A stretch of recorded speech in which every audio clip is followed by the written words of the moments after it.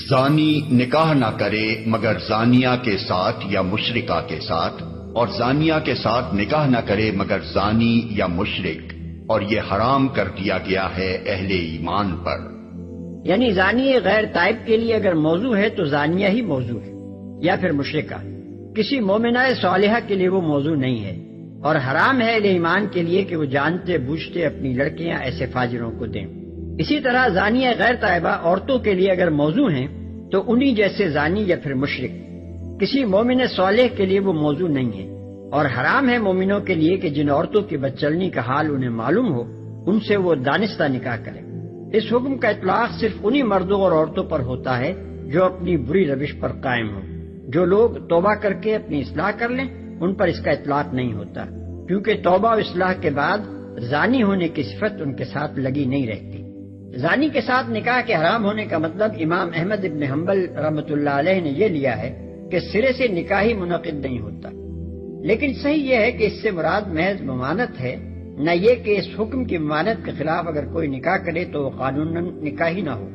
اس نکاح کے باوجود فریقین زانی شمار کیے جائیں۔ نبی صلی اللہ علیہ وسلم نے یہ بات ایک قاعدہ کلیہ کے طور پر ارشاد فرمائی ہے کہ حرام حلال کو حرام نہیں کر دیتا، طبرانی اور دارقطنی۔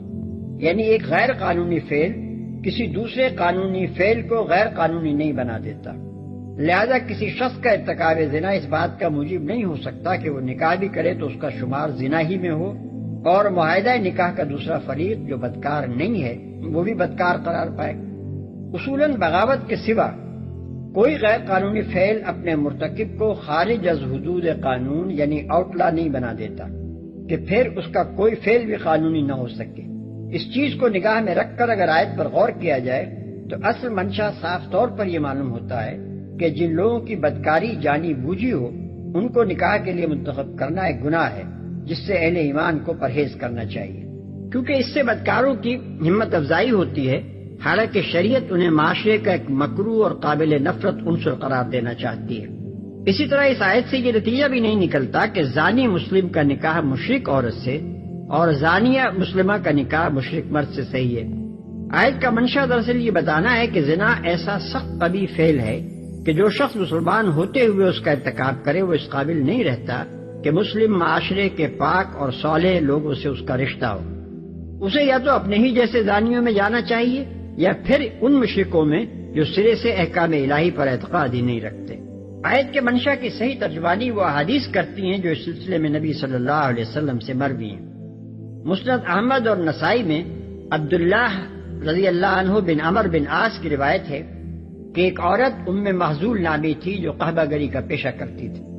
ایک مسلمان نے اس سے نکاح کرنا چاہا اور نبی صلی اللہ علیہ وسلم سے اجازت طلب کی، آپ نے منع فرمایا اور یہی آیت پڑھی۔ ترمذی اور ابو داؤد میں ہے ابن ابی مرثد ایک صحابی تھے جن کے زمانے جاہلیت میں مکے کی ایک بدکار عورت عناق سے ناجائز تعلقات رہ چکے تھے۔ بعد میں انہوں نے چاہا کہ اس سے نکاح کر لیں اور حضور صلی اللہ علیہ وسلم سے اجازت مانگی۔ 2 دفعہ پوچھنے پر آپ خاموش رہے، تیسری دفعہ پھر پوچھا تو آپ نے فرمایا یا مرثد الزانی لا ينکح الا زانیۃ او مشرکۃ فلا تنکحھا۔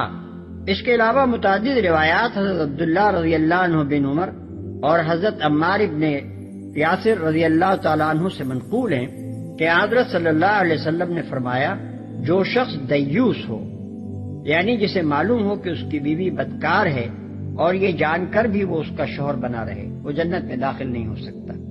احمد، نسائی، ابو داؤد، طیالسی۔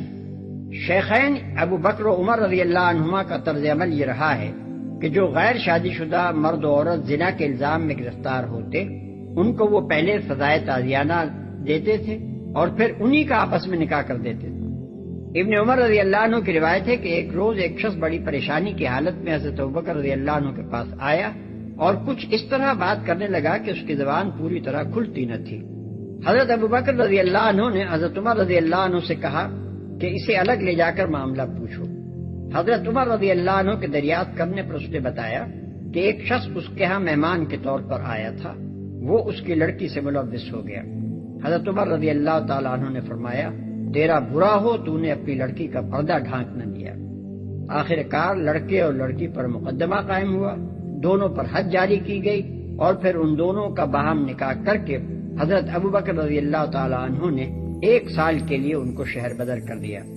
ایسے ہی اور چند واقعات قاضی ابو بکر ابن العربی نے اپنی کتاب احکام القرآن میں نقل کی ہیں، جلد 2 صفحہ 86۔ خبیث عورتیں خبیث مردوں کے لیے ہیں اور خبیث مرد خبیث عورتوں کے لیے۔ پاکیزہ عورتیں پاکیزہ مردوں کے لیے ہیں اور پاکیزہ مرد پاکیزہ عورتوں کے لیے۔ ان کا دامن پاک ہے ان باتوں سے جو بنانے والے بناتے ہیں، ان کے لیے مغفرت ہے اور رزق کریم۔ جو بنانے والے بناتے ہیں۔ اس آیت میں ایک اصولی بات سمجھائی گئی ہے کہ خبیثوں کا جوڑ خبیثوں ہی سے لگتا ہے اور پاکیزہ لوگ پاکیزہ لوگوں ہی سے طبعی مناسبت رکھتے ہیں۔ ایک بدکار آدمی صرف ایک ہی برائی نہیں کیا کرتا ہے کہ اور تو سب حیثیتوں سے وہ بالکل ٹھیک ہو، مگر بس ایک برائی میں مبتلا ہو۔ اس کے تو اطوار، عادات، خصائل، ہر چیز میں بہت سی برائیاں ہوتی ہیں جو اس کی ایک بڑی برائی کو سہارا دیتی اور پرورش کرتی ہیں۔ یہ کسی طرح ممکن نہیں ہے کہ ایک آدمی میں یکایک کوئی ایک برائی کسی ازغیبی گولے کی طرح پھٹ پڑے جس کی کوئی علامت اس کے چال چلن میں اور اس کے رنگ ڈھنگ میں نہ پائی جاتی ہو۔ یہ ایک نفسیاتی حقیقت ہے جس کا تم ہر وقت انسانی زندگیوں میں مشاہدہ کرتے رہتے ہو۔ اب کس طرح تمہاری سمجھ میں یہ بات آتی ہے کہ ایک پاکیزہ انسان جس کی ساری زندگی سے تم واقف ہو کسی ایسی عورت سے نباہ کر لے اور برسوں نہایت محبت کے ساتھ نباہ کیے چلا جاتا رہے جو زناکار ہو؟ کیا تم تصور کر سکتے ہو کہ کوئی عورت ایسی بھی ہو سکتی ہے جو بدکار بھی ہو اور پھر اس کی رفتار، گفتار، انداز، اطوار کسی چیز سے بھی اس کے برے لچھن ظاہر نہ ہوتے ہوں؟ یا ایک شخص پاکیزہ نفس اور بلند اخلاق بھی ہو اور پھر ایسی عورت سے خوش بھی رہے جس کے یہ لچھن ہو؟ یہ بات یہاں اس لیے سمجھائی جا رہی ہے کہ آئندہ اگر کسی پر کوئی الزام لگایا جائے تو لوگ اندھوں کی طرح اسے بس سنتے ہی نہ مان لیا کریں، بلکہ آنکھیں کھول کر دیکھیں کہ کس پر الزام لگایا جا رہا ہے، کیا الزام لگایا جا رہا ہے، اور وہ کسی طرح وہاں چسپاں بھی ہوتا ہے یا نہیں۔ بات لگتی ہوئی ہو تو آدمی ایک حد تک اسے مان سکتا ہے یا کم از کم ممکن اور متوقع سمجھ سکتا ہے، مگر ایک انوکھی بات جس کی صداقت کی تائید کرنے والے آثار کہیں نہ پائے جاتے ہوں، صرف اس لیے کیسے مان لی جائے کہ کسی احمق یا خبیث نے اسے منہ سے خارج کر دیا ہے؟ بعض مفسرین نے اس آیت کا یہ مطلب بھی بیان کیا ہے کہ بری باتیں برے لوگوں کے لیے ہیں، یعنی وہ ان کے مستحق ہیں، اور بھلی باتیں بھلے لوگوں کے لیے ہیں، اور بھلے لوگ اس سے پاک ہیں کہ وہ باتیں ان پر چسپاں ہوں جو بدگو اشخاص ان کے بارے میں کہتے ہیں۔ بعض دوسرے لوگوں نے اس کا مطلب یہ لیا ہے کہ برے اعمال برے ہی لوگوں کو سجتے ہیں اور نیک اعمال نیک ہی لوگوں کو سزاوار ہیں۔ نیک لوگ اس سے پاک ہیں کہ وہ برے اعمال ان پر چسپاں ہو جو منسوب کرنے والے ان کی طرف منسوب کرتے ہیں۔ کچھ اور لوگوں نے اس کا مطلب یہ لیا ہے کہ بری باتیں برے ہی لوگوں کے کرنے کی ہیں اور بھلے لوگ بھلی باتیں ہی کیا کرتے ہیں۔ بھلے لوگ اس سے پاک ہیں کہ وہ اس طرح کی باتیں کریں جیسی یہ افترا پرداز لوگ کر رہے ہیں۔ آیت کے الفاظ میں ان سب تفسیروں کی گنجائش، لیکن ان الفاظ کو پڑھ کر پہلا مفہوم جو ذہن میں آتا ہے وہ وہی ہے جو ہم پہلے بیان کر چکے ہیں، اور موقع و محل کے لحاظ سے بھی جو معنویت اس میں ہے وہ ان دوسرے مفہومات میں نہیں ہے۔ سوال: میں نے ایک دوشیزہ کو لالچ دیا کہ میں اس سے شادی کروں گا، پھر اس کے ساتھ خلاف اخلاق تعلقات رکھے۔ میں نہایت دیانتداری کے ساتھ اس سے شادی کرنا چاہتا تھا، لیکن بعد میں معلوم ہوا کہ اس لڑکی کے خاندان کی عام عورتیں زانیہ اور بدکار ہیں، یہاں تک کہ اس کی ماں بھی۔ اب مجھے خوف ہے کہ اگر میں اس لڑکی سے شادی کر لوں تو وہ بھی بدچلن ثابت نہ ہو۔ ترجمان القرآن کے ذریعے سے مطلع کیجیے کہ مجھے کیا کرنا چاہیے۔ جواب: یہ ایک گمنام خط ہے جو ہمیں حال ہی میں موصول ہوا ہے۔ عموماً گمنام خطوط جواب کے مستحق نہیں ہوا کرتے، لیکن اس کا جواب اس لیے دیا جا رہا ہے کہ ہماری بدقسمت سوسائٹی میں بہت سے ایسے نوجوان ہیں جن کے اندر سائل کسی ذہنیت پائی جاتی ہے، جو خود بدکار ہیں مگر شادی کے لیے کوئی ایسی لڑکی چاہتے ہیں جو عفیفہ ہو۔ جس ظرف کو انہوں نے خود گندا کیا ہے اسے دوسروں کے لیے چھوڑ دیتے ہیں اور اپنے لیے کوئی ایسا ظرف تلاش کرتے ہیں جسے کسی نے گندا نہ کیا ہو۔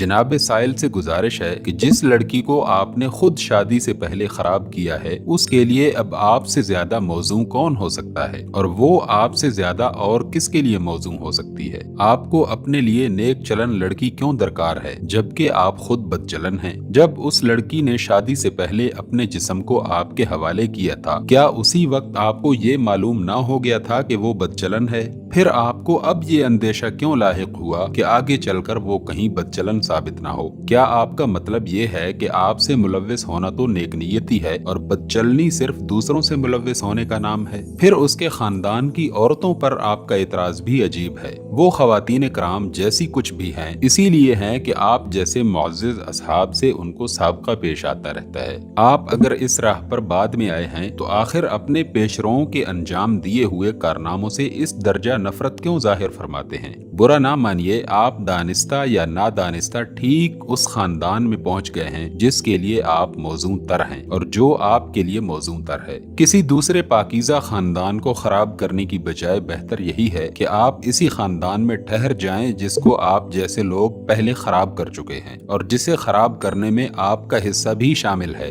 آخر میں محترم سائل کو قرآن مجید کی 2 آیتیں بھی سن لینی چاہیے۔ پہلی آیت یہ ہے: الزانی لا ينكح الا زانیة او مشرکہ والزانیة لا ينكحها الا زان او مشرک وحرم ذلك على المؤمنین۔ زانی مرد نکاح نہیں کرتا مگر ایک زانیہ یا مشرکہ عورت سے، اور زانیہ عورت سے نکاح نہیں کیا کرتا مگر ایک زانی اور مشرک، اور ایسا کرنا مومنین پر حرام ہے۔ اس آیت میں نکاح نہیں کیا کرتا سے مطلب یہ ہے کہ زانی مرد اس لائق نہیں ہے کہ اس کا نکاح زانیہ یا مشرکہ کے سوا کسی اور سے ہو، اور زانیہ عورت کے لیے اگر کوئی شخص موزوں ہے تو زانی یا مشرک مرد، نہ کہ کوئی مومن صالح۔ دوسری آیت یہ ہے: الخبیثات للخبیثین والخبیثون للخبیثات والطیبات للطیبین والطیبون للطیبات۔ بدکار عورتیں بدکار مردوں کے لیے ہیں اور بدکار مرد بدکار عورتوں کے لیے، اور پاکیزہ عورتیں پاکیزہ مردوں کے لیے ہیں اور پاکیزہ مرد پاکیزہ عورتوں کے لیے۔